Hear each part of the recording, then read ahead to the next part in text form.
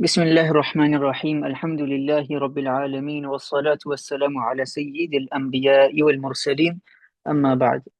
Alhamdulillah, today we have the second session of our Summer Intensive 2025 where we will be covering Makhaarij and Sifaat. Alhamdulillah, last lesson we went over the beginning half of Makhaarij, going over the 5 maqamat and then going into the individual Makhaarij of the letters thereafter. Just some keynotes for those who are joining us today who didn't join yesterday, or Monday, sorry. The remaining lesson dates are Saturday 9th of August and Sunday 10th of August.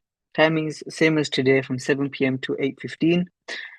The Zoom link which we have sent out today will be the same one for the remaining 2 sessions. You will have received an email with this link too. Remaining points stand obviously for those who have done our previous courses. Brothers can answer questions by raising their hand and unmuting their mic when selected by the teacher, and sisters to use the chat function for any questions as well, inshallah. Recordings for this course, me and Qari Jubair spoke yesterday, are looking, inshallah, to be posted on the following Monday. As this course is for free, so the least everyone could do is take a minute out of your time, please, or 30 seconds even, just to go on our socials and drop us a follow. So we are on TikTok and Instagram. So please go follow us at Meadows of Qur'an. Jazakallahu khairan wa ahsan al-jaza. I'll just give you 30 seconds to go do that now.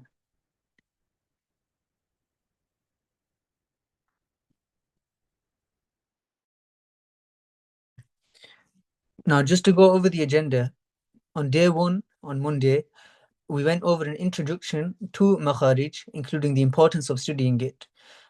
Then there was an introduction done by our Ustad Qari Jubair, who will be joining us inshallah at 7:30, where he spoke about the importance of studying maqamat.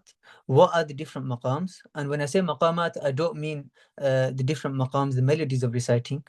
I mean the maqams of the mouth, or the maqams that we have in terms of makharij. So the lisan, shafatan, so on and so forth, which is separate to the science of maqamat. And at the end of the last session, we also had a Q&A. Now, day 2, today, we will first go over a recap, reviewing what we covered on day 1. Then we will complete the area of Makhaarij. So we're going to cover the remaining areas of Lisan. We are going to cover Shafatan and the Makhaarij of Khayshum as well. And inshallah, we will end the session with Q&A with our Qari Jubair. And then we have the remaining 2 days, so on Saturday and Sunday, inshallah, where we'll be covering the remainder half of the course and studying the Sifaat. Just to go over what we went over in the previous lesson for those who didn't join. Now, Makhaarij, the singular, is Makhraj, and the definition is a place of departure or origin, where the letter comes from. Does it come from the tongue? Does it originate from the tongue? Does it originate from the halq, the throat? There are different places where the letter can come from. And the technical definition, where Arabic letters are pronounced from. And Qari Sahib next mentioned the number of Makhaarij, which according to Imam Ibn al-Jazari rahimahullah ta'ala is 17. He also mentioned some other opinions where some scholars say 18 and others say 19. Just a correction from last lesson, he mentioned a commentary of Imam Sakhawi in regards to the Makhaarij, which was an erroneous reference for anyone who made notes of it. And just to go over quickly, so the Jawf means mouth. So the Jawf means mouth. It has one makhraj. So our Qari Jubair said, so these names here on this side are maqams. So these are the maqams, okay? Now with these maqams, we can think of them as airports or cities would be better. So the maqams are cities, okay? So each maqam is a city. So we have the city of Jawf, the city of Halq, the city of Lisan, the city of Shafatan, and the city of Khayshum. Each city can have multiple airports, and these airports are the individual makharij. So think of the maqams as a general place, okay? Where multiple makhaarij, where multiple airports can be found. Multiple airports can be found in a single maqam, in a single location.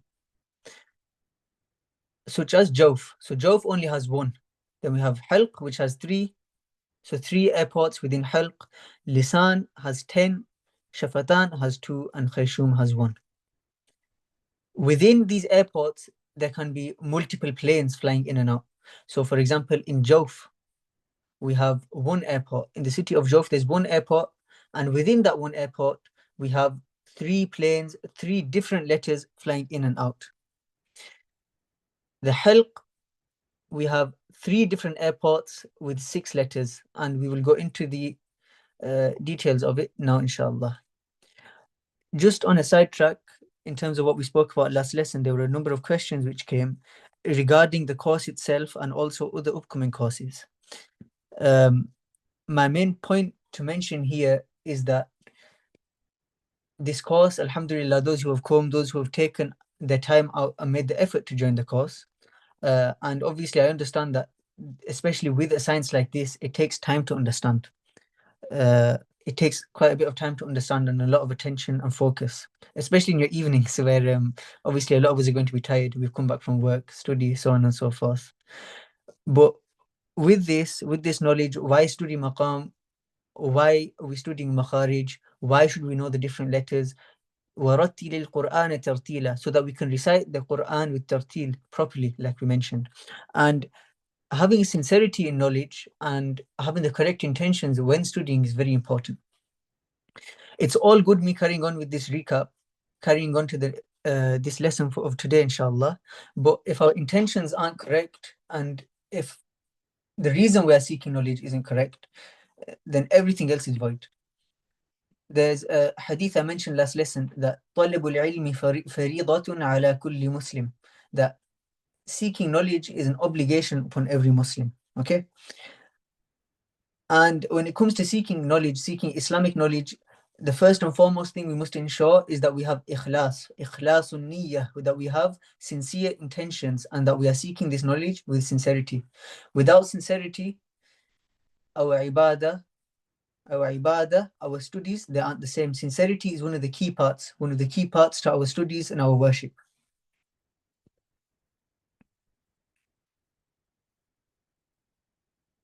This niyyah, what does it mean to have a correct intention? The Prophet ﷺ says in another hadith, إِنَّمَا الْأَعْمَالُ بِالنِّيَّاتِ, that actions are judged by intentions. These intentions that we have, we can have multiple intentions for a single act. When we're leaving the house now, we can have the intention of going to work, but also the intention to make money, the intention to go see someone, multiple intentions associated with a single act. Now, with seeking knowledge, what many people, and some people have messaged me actually regarding this, that, okay, I'm doing this course, even though it's 4 days, and I'm feeling this arrogance or pride in my heart. What shall I do to tackle this? Some questions have come regarding this. So what I'd say, there are multiple intentions. At times we may start an act with wrong intentions, but reforming our intentions and constantly going back to them is very important. That we're doing it for Allah's sake. We're not doing it for a title. We're not doing it to reach the end of the course for a certificate. Nothing like that. We're not doing it to brag either. Nothing like that. We're studying it for the sake of Allah. Now, yes, there still might be another intention, a side intention in you saying, okay, I want this certificate for this course. I want this recognition. But your foremost intention should be what? To seek knowledge for the sake of Allah subhanahu wa ta'ala. And when it comes to these courses and courses in general, the aim isn't to reach the end of the course and to get a certificate. No, the aim is for us to reach the end of our lives. And when we reach the end of our lives, we pass away in a state where we are still seeking knowledge. And may Allah make us from amongst those who die whilst on the path of knowledge. من سلك طريقا يلتمس فيه علما سهل الله له طريقا إلى الجنة. That whoever treads a path seeking knowledge, Allah makes easy for him the path to Jannah. So when we're seeking this knowledge, have sincerity, understand why you're doing it, and perfect your intentions. There's 3 times when we should perfect our intentions. So 1, when we begin an action. So when we started this course. 2, during the action, like we're doing now in the middle of the lesson. And 3, after completing the action. So even after the action, we should rectify our intention to make sure that, okay, I am doing this for the correct reasons. Okay? Inshallah, that was of some benefit. Now, returning to the Makhaarij. So we mentioned that there are 5 maqams, 5 different locations, 5 different cities, okay? So each one is an individual city. We have the jawf, the emptiness of the mouth. We have the halq, the throat or gullet. We have the lisan, the tongue. The shafatan, the lips. And the khayshum, the nasal cavity. So now the jawf, the emptiness of the mouth. This emptiness of the mouth, what is it? It's everything that's not the gums, it's not the teeth, it's away from all of that. The jawf is the emptiness of the mouth. And we have 3 letters with quite a specific explanation behind them for the jawf. So for the jawf, we have 3 letters. 1 makhraj, 3 letters, okay? The first one, an empty alif preceded by a fatha or a zabr. Now with this, it's specific. As mentioned last lesson, when we give these letters of jawf, we need to be specific. It's not just alif, waw, ya. The specific letter is an alif with a fatha before it. For example, hamid. So hamid. So we have an empty alif with a fatha before it. So hamid. Next we have a waw sakina preceded by a dhamma. A waw sakina preceded by a dhamma. So for example, Nuh. Nuh.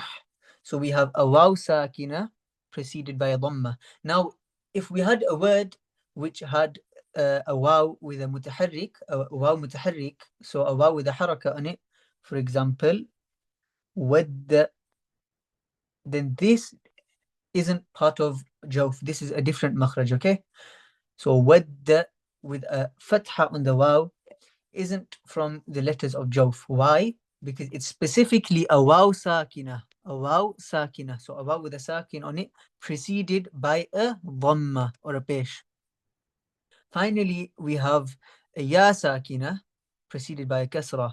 For example, hina idhin or hina. So we have a ya sakina preceded by a kasra. If we had a different word, for example, yawm, then the makhraj of this ya here is different to the makhraj of this one. Why? Because the specific word, the specific letter, I should say, for the jawf is a ya sakina preceded by a kasra. And when these letters are being pronounced, they should come straight from the empty mouth and end in the air without touching the gums, teeth, etc. So your mouth should stay open whilst reciting these words. You should try now. Nuhiha, nuhiha. So these 3 letters here, we use the word nuhiha to remember them. So nuhiha. Why do we use this? Because it has all 3 of them in there. It has a waw sakina preceded by a dhamma. It has a ya sakina preceded by a kasra. And it has an empty alif preceded by a fatha. Nuhiha. Another point to mention regarding the letters of jawf, when we say them, we shouldn't round our lips. We shouldn't round our lips. And it's very tempting, especially when saying no, we feel like rounding our lips. And most of us are used to this. We've grown up with this way all of our lives. It'll take time to correct, but inshallah, by practicing it. And another tip which helps with reciting this properly is smiling. My teacher mentions that when you say these, smile a bit. It will help to make sure your mouth is in an O shape. And why don't we want the O shape? Because this is a letter of the emptiness of the mouth. It's not a letter of the lips. We're reciting this from the emptiness of the mouth and not from our lips. Nuhiha. Okay, so take a moment now. Repeat that. So nuhiha. Nuhiha. I'll give you a moment if anyone wants to make notes now, and any questions, inshallah, put them into the chat.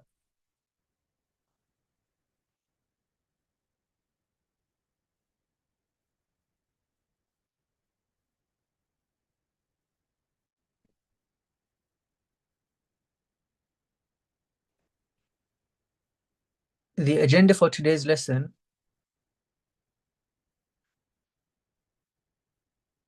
is as follows. We will be going through a review, as we're doing right now, of yesterday's content or Monday's content, followed by completing the remaining Makhaarij, so Lisan, Shafatan, and Khayshum. Regarding the ikhtilaf in the Makhaarij, the general opinion which the Ummah follows, as mentioned by Ustad yesterday, is the opinion of Imam Ibn al-Jazari rahimahullah, which is of 17 Makhaarij. Other scholars state that there are 18 or 19 Makhaarij.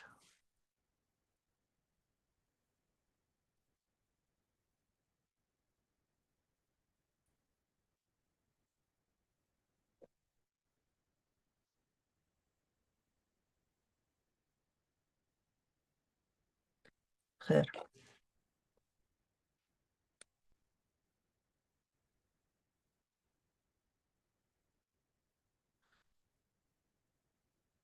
The makhraj for waw is circling of the lips. The makhraj for waw is shafatan, yes. Like I mentioned, specifically waw sakina. So the waw sakina, the makhraj of it is separate to the makhraj of the waw mutaharrik.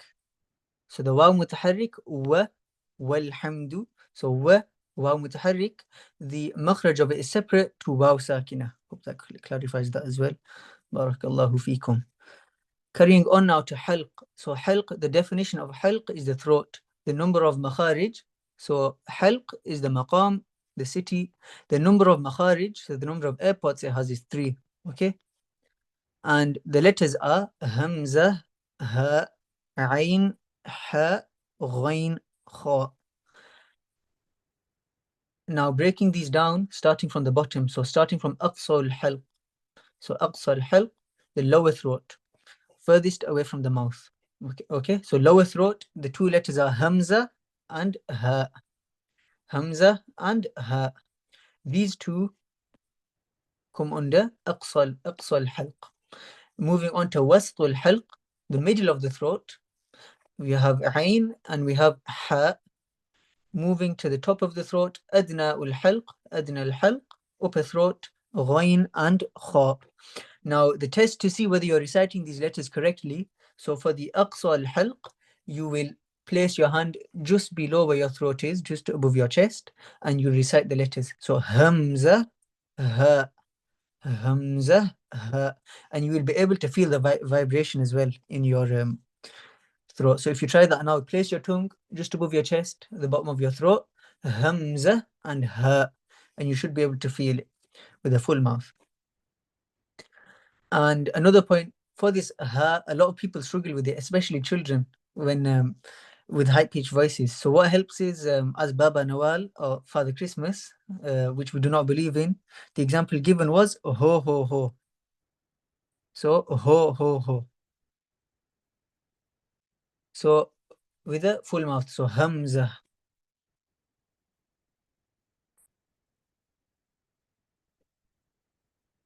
Yeah, so and h. Correct. So if you do and you got a h. Hope that clarifies. Or another way, so normally what we do is to practice a letter, we will put an alif with a fatha before it.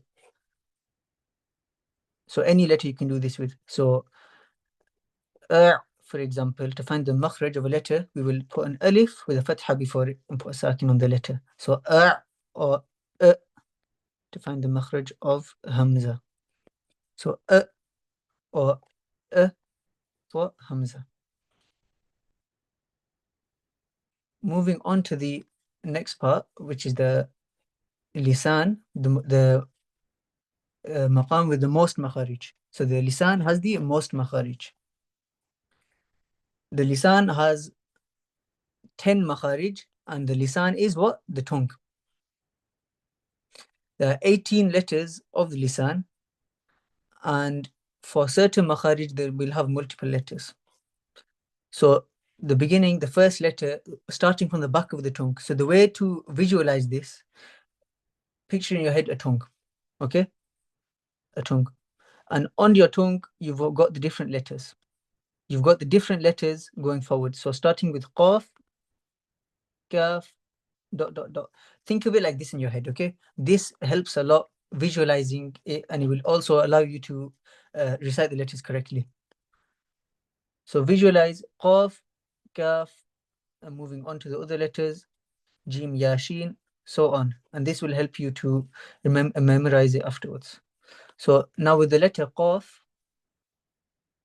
it's pronounced from aqsa al-lisan, so the very back of the tongue, raising it slightly and touching the upper soft palate. So aq. So to find the makhraj of qaf, aq. So qaf from the aqsa al-lisan, which means the back of the tongue, the very back of the tongue. And you raise it up slightly to touch the upper soft palate. So aq. So if you give that a go now, and if there's any other questions related to even the previous ones, or if my response wasn't clear, just drop it in the chat now, inshallah.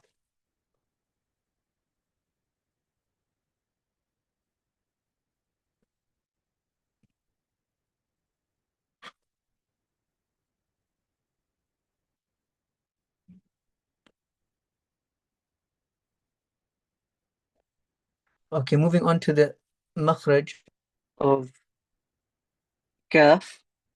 Now, the makhraj of kaf is similar to the makhraj of qaf, just slightly forward. And raising it, so you'll raise your tongue slightly forward from where kaf was, and hitting it, raising the tongue and hitting the hard palate. Ak, ak. So the kaf just more forward, still via the aqsa lisan, so still via the back of the tongue, and we'll raise it slightly, hitting the hard palate. So ak. So kawakib, ak. And that is the makhraj of qaf and kaf. Can someone just confirm that everything makes sense?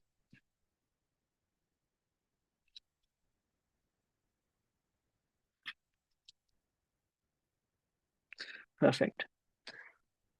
Okay, so we ended the last session on jim, ya, and shin. Jaish. Now this jim, ya, shin, why did we say jaish?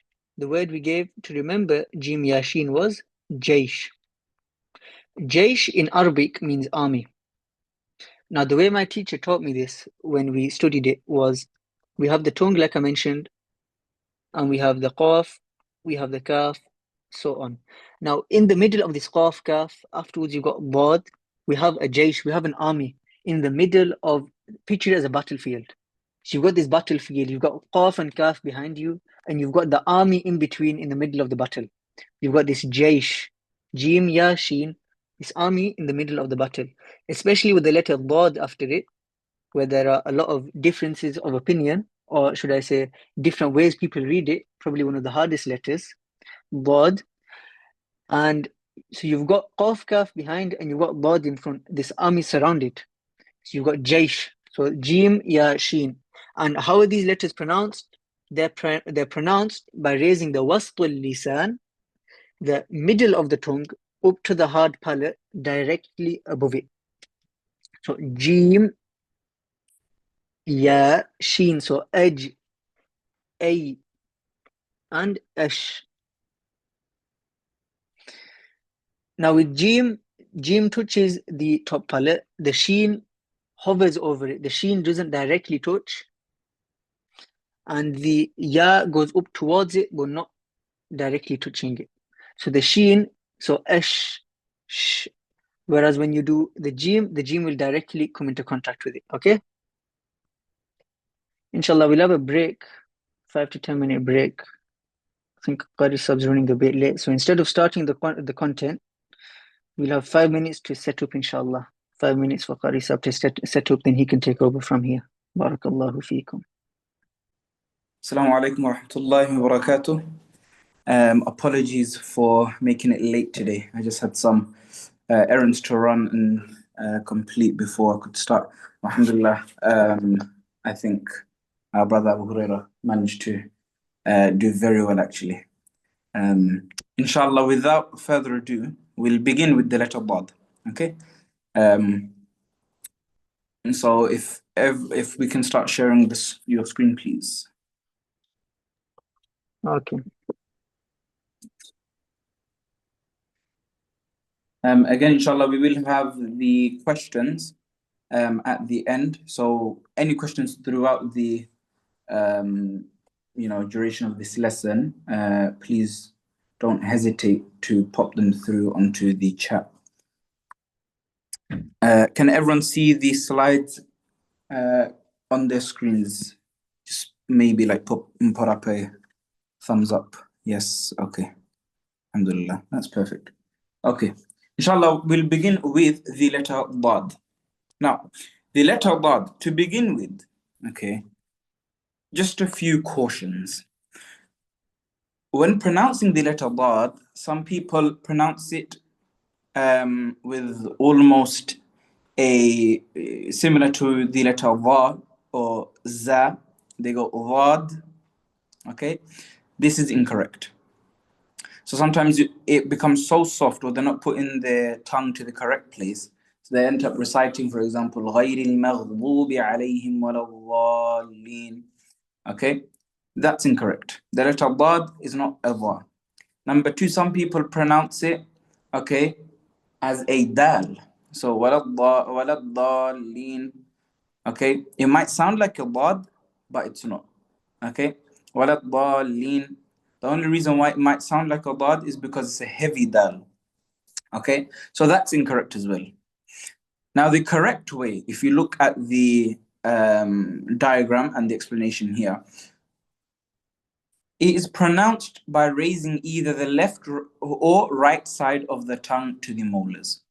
Now, if you put out your palm in front of you, please, okay, and the right side, that's just the side of the hand, okay, with the palm facing towards the ceiling, okay, towards the sky. The right side, think of that as the right side of your tongue. And the left side, think of it as the left side of your tongue. Now, these, okay, with the letter Dad, what you're going to do is you raise the tongue towards the upper palate, okay, the roof of the mouth, and either using the right side or the left side, okay, you attach one of these sides, very slightly attach it, okay, to the upper molars, so your back teeth, okay. As you can see here in the diagram, the hafatul lisan, the hafa means the side, okay, the hafatul lisan, the side of the tongue, will apply pressure in the inside edge of the adras teeth, which are the molars, okay, of any one side, so either side. And the tongue may also touch the dotted area without pressure. So if you see the dotted area, think of that as your top part of the mouth, okay. The front of your tongue will naturally move into that position, that space where the red dots are, okay. If you can perhaps no, this is the wrong one. That's the lamb. There was a different photo on there. Yeah, that one. Okay, so this one, apologies for that, everyone. Okay, the red dots, that red dotted area, it's natural for the front of your tongue, the tip of the tongue, to move into that area. Okay, but there shouldn't be too much pressure there. And with, as you can see in the right hand side, if we can just zoom into that, okay,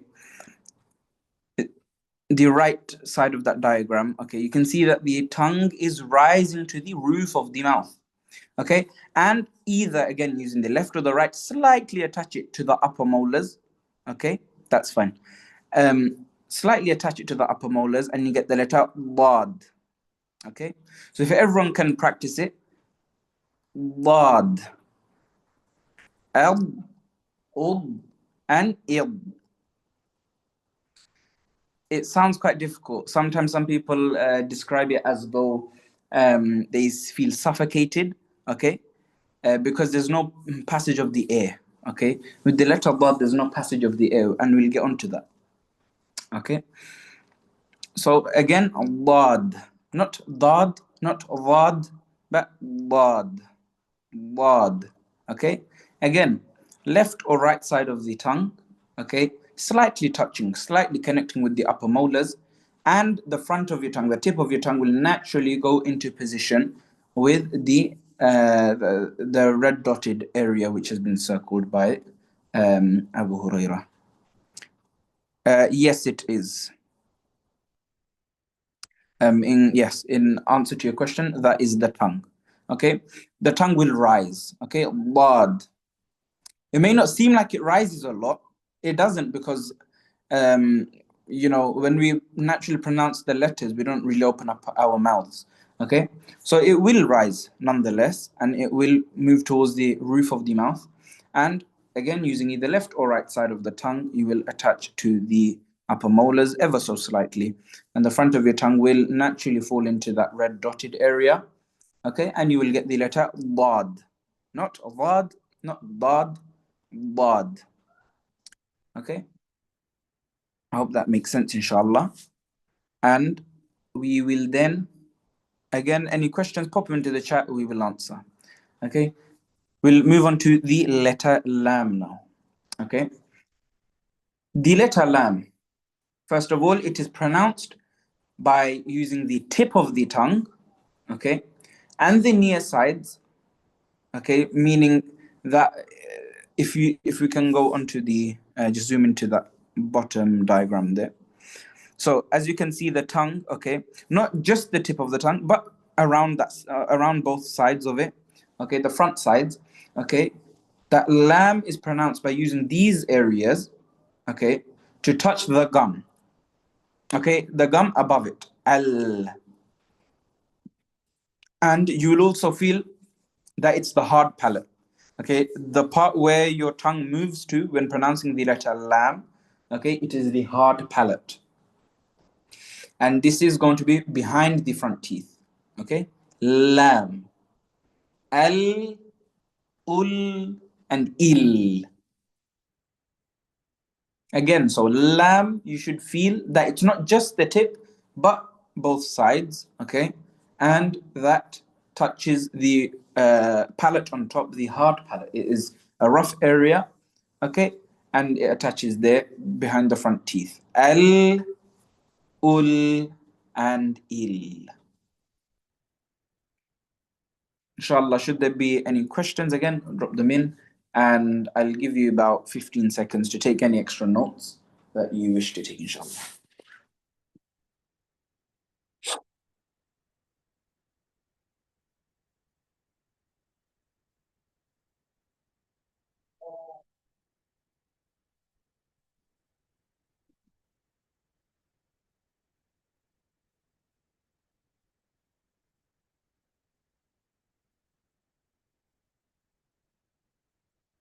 Inshallah, we'll move on. So after the letter lam, we have the letter noon. Okay. Now the letter noon, okay, if we can load it up, perfect. The letter noon, okay, is pronounced by placing the tongue just behind the makhraj of lam. So lam is going to be in front, al, and noon is going to be behind, an. Okay, it's an ever so slightly ever so slight shift. Okay, you just pull the tongue back. Okay, again, it's using the tip of the tongue and its sides. Noon, okay, noon, an, in, un. Yeah, and with the letter noon, it's without a miss, yeah, there should be a nasal sound. Okay, there should be a nasal sound, and the n sound is the nasal sound. Okay, in, un.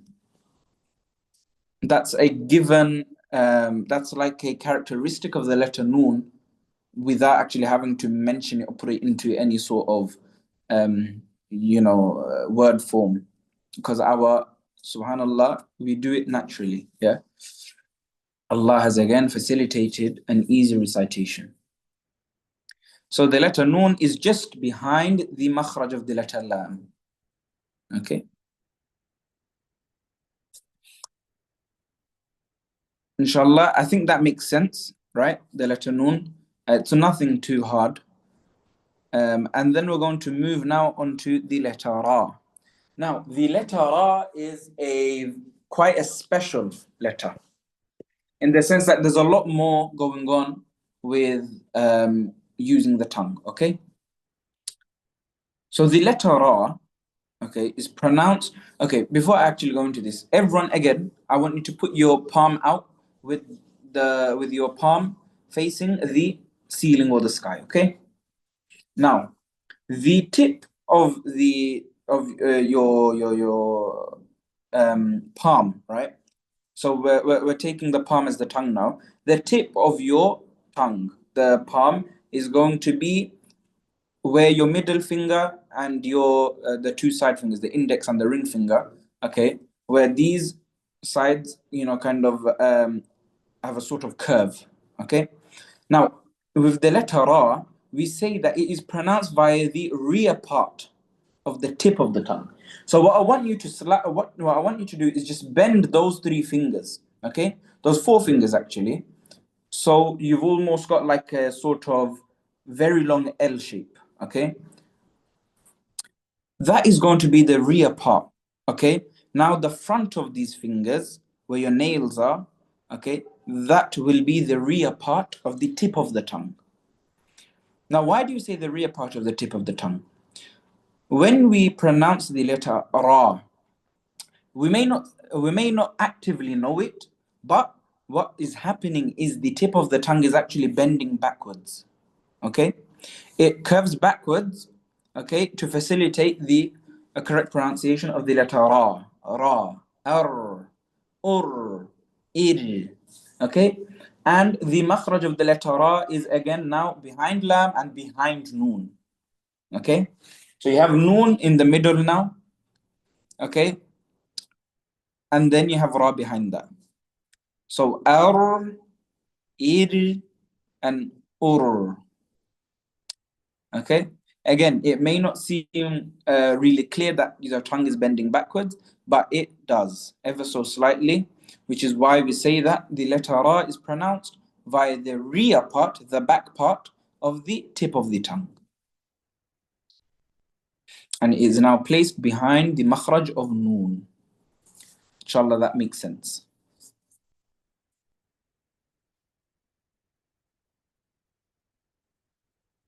So I'll give like 10 seconds, inshallah, just to take some notes.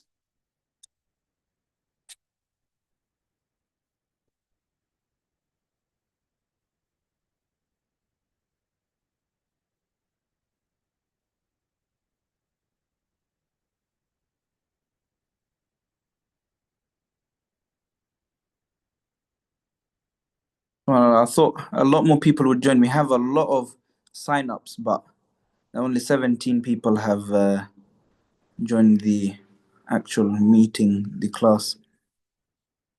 So may Allah subhanahu wa ta'ala reward you for taking out your time and actually making the active effort to study the recitation of his book. May Allah make you companions of it in this world and in the hereafter.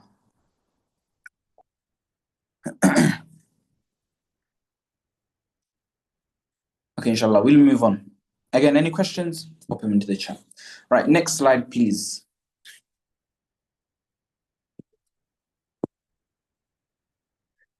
Okay, now we have the letters Ha, Dal, and Ta. Okay, now these three letters are combined because they come from the same area, the same makhraj, the same departure point. Okay, the letters Ta, Dal, and Ta, okay, are pronounced via the tip of the tongue. So the very very beginning part of the tongue, okay, or the end part if we're making our way downwards, okay, the tip of the tongue, okay, it is pronounced. These three letters are pronounced when the tip of the tongue connects with the roots of the front upper teeth. The roots meaning, if you can see in the picture, Ustad Abu Hurairah, can we just circle the roots, please? Yeah. So just in between the gum and the teeth. A bit further down. Just where that black line is. Yes, just there. So that place, I think everyone understands where it is now. The letters ta, dal, and ta, okay, are pronounced via that area. Ta, at, ut, it. Okay, it doesn't hit the tip of the. It doesn't hit the tip of the teeth. Okay, it hits the roots of the front upper teeth.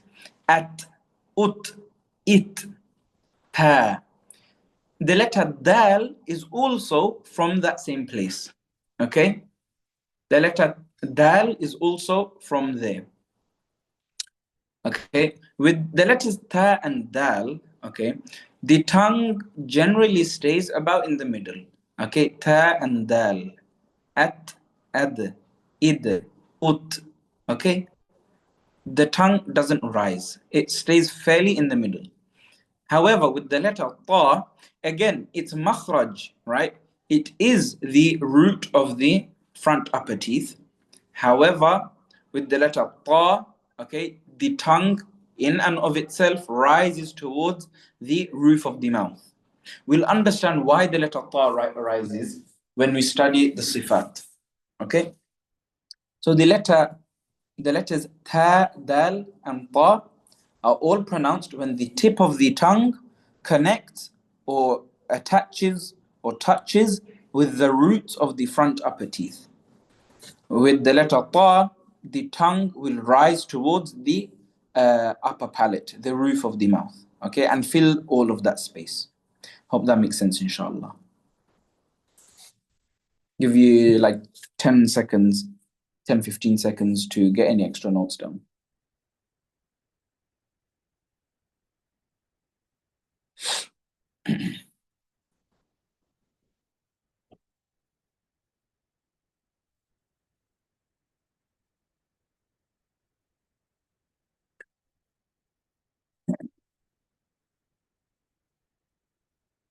Okay. The letters za, sin, and asad, sad. Some people make a mistake with the letter sad. They make it far too thick and they go sad, sad. Okay, but that's incorrect because you're now going towards the letter sheen. Okay, so sad, s, is, and us. Okay.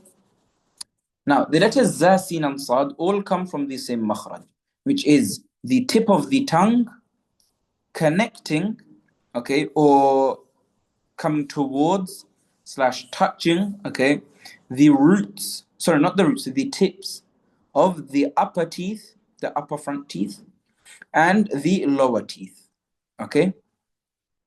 Za, sin, and sad, again pronounced by causing the tip of the tongue to slightly connect with the tips of both the upper teeth and the lower teeth.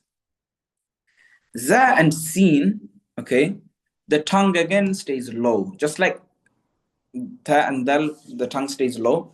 Okay, for the letters za and sin, the tongue stays in the middle. Okay, it doesn't rise. Za and sin, as, uz, is, and as, us, is. Okay. However, the letter sad, as-sad, as, us, is, the tongue rises. Okay, the tongue rises towards the top of the mouth. It doesn't touch the top of the mouth, as you can see in the diagram, right? It doesn't it doesn't fully touch with a sad. Okay, just a slight gap is left between. It rises towards the roof of the mouth, and then the tip of the tongue connects with the tips of the upper teeth and the lower teeth to create the letter sad. So again, sad is s, us, and is.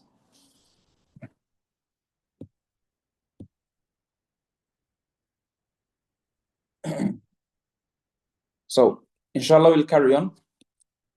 The letters fa, dhal, and Allah. Now, common mistakes with these three letters is, especially in the subcontinent, okay, the Indian subcontinent, a lot of people have learnt these letters as the tha will be read as sa, but that's incorrect because that's the letter sin. Okay. A lot of people will pronounce the letter zal as zal. Okay. But that's incorrect because za is the letter za or zay. Okay. And you've got, and this is dhal, as in, you know, when we say the word that the sound, okay, that is the same as the letter dhal. And then the dha, a lot of people will pronounce it as za, okay. For example, wallahu la yahdi al-qawm al-zalimin. This is incorrect, okay. It should be recited as wallahu la yahdi al-qawm al-zalimin, al-zalimin, Allah, okay. That's just a quick note. So what is the makharij? What are the makharij of these three letters? Okay. Again, these three letters come from the same makhraj. The makhraj being that the tip of the tongue connects connects with the tips of the upper front teeth. Okay. So this one is that the tip of the tongue, to facilitate the recitation of the letters tha, dhal, and dha, the tip of the tongue will connect with the front upper teeth. Okay? Ath, if everyone can give it a go. Tha, ath, uth, and if. Okay? And then we have the letter dhal. Again, the letter dhal will be pronounced exactly from the same makhraj. Okay? Dhal, adh, udh, and idh. With the letter dhal, there should be sort of a buzzing sound. Okay, adh, udh, idh. And then the letter dha, which is a little bit different. Again, it comes from the same spot. However, there's a bit more usage of the tongue in the sense that we now cause the tongue, okay, to lift up and rise. Okay, the tongue will rise to fill the emptiness of the mouth, to fill the jawf, dha. Okay. So the letter dha is pronounced again with the tip of the tongue. However, it is what we do as a whole with the tongue is we use the tongue, we raise the tongue, okay, and we then fill the emptiness of the mouth. Okay, so dha, al, ul, and il. Okay, al, ul, and il. Any final notes? Inshallah, we'll give about 10-15 seconds. Again, please do not hesitate to, you're probably getting bored of me asking, but don't hesitate to ask your questions. This is the place for them to be answered, and they will be answered, inshallah.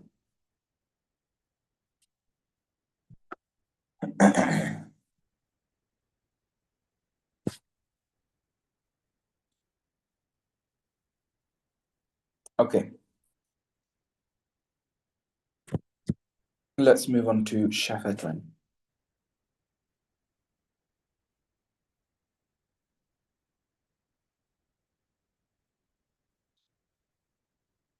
Okay, we have now finished the city of Lisan. Okay, the maqam of Lisan we have finished. Okay, I don't know if you remember, but I use this analogy that the maqams are the cities, the makharij are the airports, and the letters are the planes. Yeah. So now we're going to move on to the city of Shafatan. Okay, the maqam of Shafatan, which are the two lips. Yeah. The maqam of Shafatan, the city of Shafatan, has two makharij. Okay, two airports. Now, from these two airports, these two makharij, we can have the pronunciation of 4 letters. Easy way to remember these letters are bam, faw. Okay, bam, faw. We'll go through it inshallah now. So beginning off with the letter fa, okay, the letter fa is pronounced, okay, via the bottom part, meaning the tips of the front upper teeth, okay, the two at the front. The tip of these two teeth, okay, touching the wet part of the bottom lip. If everyone can just feel the bottom lip, okay? Use your tongue to feel your bottom lip, and you'll feel that one side is somewhat rough, okay? Somewhat rough, and the other side is wet, okay? It's very smooth, and it's a wet part, yeah? So how do we facilitate the pronunciation of the letter fa? That is to use the tips of the front upper teeth, especially the front two, fa, okay? And you use that, you connect them with the wet part of your bottom lip. So fa, f, uf, and if. So fa again is fa, f, uf, and if.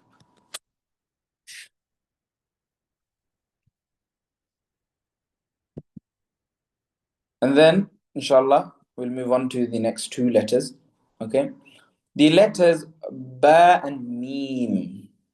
Okay. The letters ba and mim are pronounced by bringing the two lips together.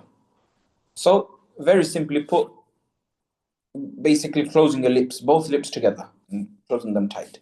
Ba, ab, ub, ib.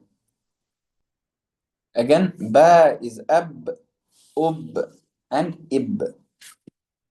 And then the letter mim, again, same thing, closing the two lips. And im. Again, the letter mim is by closing the two lips, okay, just bringing them together, okay, sealing them shut. And mim is and im. And then we have the letter waw, which is but pronounced by rounding the two lips. Okay. However, when we round the two lips, okay, we don't round it so much that the lips close. Okay. We leave a gap, a little gap, so that we can facilitate the passage of air. Okay. So wow. Okay. So round the two lips, but leave a very small gap in between so that the air passes. If the air doesn't pass, you'll most likely suffocate, and we don't want that. Okay, so wow, okay, this wow is pronounced from the shafatan. And note, when the letter wow, okay, is not in the state of mad. So when the letter wow isn't sakin, and the letter before it has a dhamma, okay, when the wow, for example, has a fatha, or it has a dhamma, okay, when the wow has the dhamma, okay, or it is sakin, then we will round the lips. Yeah, for example, in the word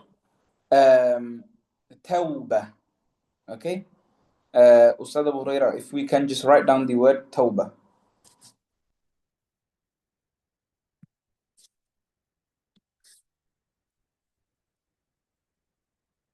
Okay, if you look at this, right, the waw is sakin, yes, okay, before it there is a fatha, so this waw is not a waw of mad asri, right?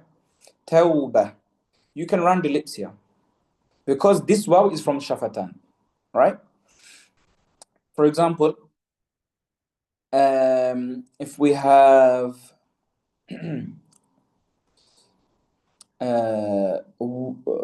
wuhush, can you write down wuhush, please? So for example, wuhush or hushirat, okay, wuhush. Now here, okay, this word wuhush, this word has both types of waw. The first one, wu, the first wu, is the waw of shafatan. So here, yes, round your lips by all means. This one, this first waw is pronounced via the shafatan. However, the hu, the waw sakin preceded by the dhamma, that is not a waw of shafatan. That is the waw of jawf. Okay, it's pronounced via the jawf. So in this one, you will transfer from doing the waw of shafatan to the waw of jawf. So from rounding the lips to not rounding the lips. wuhush, wuhush. Okay, keeping the lips neutral. Again, like I said, keeping the lips neutral takes time and practice. So make sure you're practicing. The Quran isn't, it's not just to learn the rulings and that's it, that's the end of it. No, it's to now perfect these rulings. Perfecting these rulings will perfect your recitation. Perfecting your recitation will fulfill the goal of studying at Tajweed, which is to give every single letter its right. And if you give every single letter its right, then Allah subhanahu wa ta'ala will grant us the correct reward. Okay, the reward which is meant for the reciter of the Quran. Okay, so Tajweed isn't something just to be studied and, okay, I've studied the theory, that's it. No, Tajweed is practical as well. Okay, make sure you're understanding the rulings, asking the questions if necessary, right? And then actually practicing that, putting it into practice. So just again on this word, first one is the waw of shafatan, and then the second waw sakin preceded by a dhamma is from the jaw. So wuhush. Okay, hope that makes sense. Next slide, please. Okay, now we have the final maqam, the final city of Makhaarij. This is where Makhaarij will finish. Okay. Next we have, the Khayshum. Khayshum, this is the city of the nasal cavity, the maqam of the nasal cavity. So not the actual nostrils, but deep inside, just underneath your eyes is the nasal cavity. It's a bit of a small empty space. Okay. This city, okay, has one makhraj, one airport, okay, one place of departure. And it has, as we said, two letters, okay. Now these two letters are noon and meme, but when they are in a certain number of rulings. So not just noon and meme in and of itself all the time, okay. Noon and meme, okay, as we said, the letter noon comes from the lisan. But the letter noon, when it comes from khayshum, is when it is being read with ghunna. Okay? Meme, we said, comes from shafatan, right? By closing the two lips. But meme will come from khayshum, okay, when it is in the state of ghunna. So, then in that case, we can say that the makhraj, okay, or the thing which comes out, the airplane which comes out from khayshum is ghunna, okay? Ghunna in general. Because noon and meme, when they're, in the state of ghunna, it's just ghunna. So we can say that the makhraj of ghunna is khayshum, okay? The makhraj of ghunna is the khayshum. Now, further note, we're saying, yes, ghunna comes out from the khayshum. However, when does ghunna take place? There are certain rulings that obviously we need to know where ghunna takes place. For example, in ikhfa, okay? Ikhfa, which is to hide or to conceal, okay? We have to read with ghunna. You have to read that noon sakin or the tanween in ikhfa with ghunna. And then we have idgham ma'al ghunna. If I can just ask everyone to keep their mics muted, please.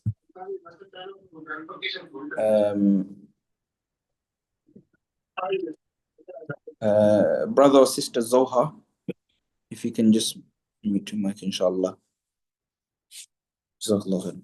Okay, so idgham ma'al ghunna, we also read with ghunna. Yeah, to merge, we merge with ghunna, the nasalization sound, the sound. When noon or meme have a shadda, wajib ghunna. This is the ghunna which you must do. Okay, when noon or meme have a shadda, we obviously do ghunna. And this ghunna comes from khayshum. And number 3, during ikhfa al-shafawi, or ikhfa meme sakin. After meme sakin, the letter ba appears, read with ghunna. This comes from khayshum. Okay? And with khayshum, there is nothing else to say. It is pretty simple. Okay? So with my side of the, conveying the information to yourselves with regards to Makhraj and Makhaarij. I have completed that. So now it's up to you. Please put your questions through, okay? Anything to do with Makhaarij or letters, and I will answer them to the best of to the best of my ability, please.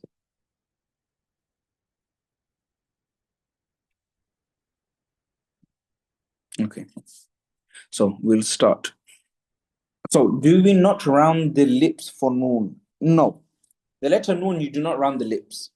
When you spell the letter noon out, yes, there's a waw sakin, the noon has a dhamma, but that's not how we teach, that's not how we understand makharij. It's not when letters are spelled out. The letter is the letter itself, okay?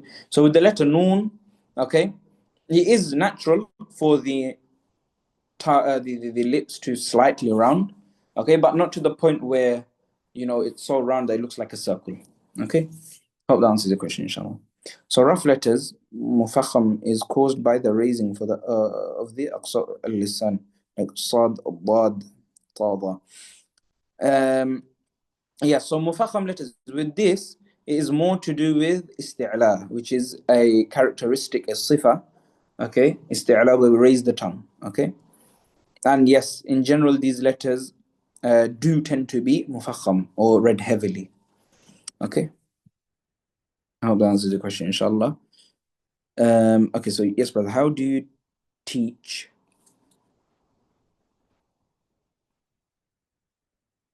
How do you teach someone to pronounce the letter qaf correctly and it not coming out as kaf? It can be an issue when reading the Qur'an, especially when not having Arabic, your only language. Okay, so with the letter qaf, right? It is a unique letter, okay? The letter qaf, in general, if you were to ask someone without knowledge of Makhaarij, they would say it comes from that qaf, the q sound. Q. Yeah? Qaf. Aqa, uqa, iqa. That letter, they would say, comes from the halq. Okay? So from the throat. However, with the letter qaf, right? As we said, the makhraj of the letter qaf is not kaf. Okay? Kaf is like cake. Okay? Cake. The C which we pronounce in cake. Okay? That is where the letter kaf comes from. Cake. Kaf, cake. Okay? Qaf is quite a throaty sound. Although we say it's not from the throat, it is a throaty sound. Okay? Pull yourself back, okay? And practice the letter qaf. With this, it's listening and practicing, okay? In order to get the makhraj of a letter right, half of it is knowing the theory, okay? Alhamdulillah, we covered that, but that's not the end, okay? And then after this, okay, is to actually put it into practice by reciting yourself and listening. The more you listen and the more you imitate, especially with the letter qaf, okay, you'll get the letter qaf correct. Okay, the letter qaf, again, is, I'll just go through the makhraj of it, okay, is from via the aqsa al-lisan, the very back of the tongue, touching the soft palate, okay. Qaf, you should also practice with some of the like words which contain the letter qaf. For example, qul, qala, okay, qum. Just keep practicing, okay, and know that it is not the letter kaf, not kaf as in cake, okay, it's qaf, okay. So practice and give it a go, inshallah. It will fall into place. It might take time, but persevere, inshallah. I hope that answers the question. What if I find it hard to say kha? I always make it as a ha, my entire hifz journey, and still never get it right. With this, utilize, okay, when people clear their throats, okay, all right, brace yourselves for the sound, okay, but when people clear their throats, they go, okay, or when someone's ill and they've got phlegm, okay, congestion built up in their throat, they will go to clear it. It's that sound, okay. The kh sound is the letter kha, okay, and know, okay, where the difference is. One with the bottom of the throat, you will feel vibration in the chest. With the middle of the throat, you'll feel either the contraction or the relaxation of the middle of the throat. Okay, and with the letter kha, okay, and ghain, you'll feel vibration just at the base of your mouth. Okay, kha, akh, and agh. Okay, again, and the same advice I gave to the other person who's asked the question: practice, practice, practice. Listening and practicing is key. You know the theory, that's fine, but listen and practice. Okay, listen to some of the great reciters and try to imitate them, the likes of Sheikh Husari, okay, Sheikh Siddiq al-Minshawi, okay, these legends, and imitate, inshallah. I think there might be a mistake on slide 15. It's meant to be shafatan instead of khayshum. If we can we go back to slide 15? No, what's slide 15? Yeah, shafatan, that's fine. Not sure. Okay, I'm confused because I know that waw sakina comes after dhamma, the makharaj with the jawf, but I can't pronounce the word like nuh without rounding my lips for the mad. This, right, it requires practice, okay? It requires practice with a qualified teacher, right? They will be able to show you, okay, giving you a live demonstration of how to, okay? In person is always better, okay? It takes practice, it takes time, okay? It's hard because throughout our lives we're used to reciting by using everything, okay? So even if we're not meant to be using the lips, we'll use the lips, okay? That's just how we've been programmed from a young age though, okay? It's because we haven't learned Makhaarij and Sifaat from a young age. Some of us obviously have grown up, and rightly so though, because Makhaarij Sifat it is quite difficult to grasp as a young person. Okay, but it will take practice and time. Don't give up. Okay, persevere. And one of the best ways is, okay, hold your lips, right? Keep your lips in between two of your fingers and just hold them. Don't push them down all the way, but just restrict how far they can move. No, no. Okay, do that in front of a mirror. If you haven't got a teacher which you can read to face, okay, in front of a mirror helps. So slightly put your lips between two of your fingers, okay, restrict how far they can go. Don't push it down, otherwise you're not even gonna be able to recite, right? Just restrict how much your lips can move. Inshallah, you'll be able to pronounce the waw madda, the waw of the jawf, correctly. One more question with regards to listening. What is Qari's advice of listening to the following one? Sheikh Mahir and Sheikh Abdullah al-Juhani. Okay. Sheikh Mahir and Sheikh Abdullah al-Juhani, they're obviously they're masters in their own respect, of course. With regards to, if I was to choose between one to listen to for tajweed, I would say Sheikh Abdullah al-Juhani. Okay, because his tajweed is more clear. Sheikh Mahir's one is there, right? But Sheikh Abdullah al-Juhani, his one you can hear more clearly. If you look here for the middle one, the waw mad, the lips are shaped different. Waw mad. Yeah, so this isn't the rounding of the lips though. This is just the perking out, okay? It perks out, it doesn't round. Okay? That's normal. Wow. Okay, but like I said, utilize that method, inshallah. And you should see improvement. Are there any other questions then before we leave the class?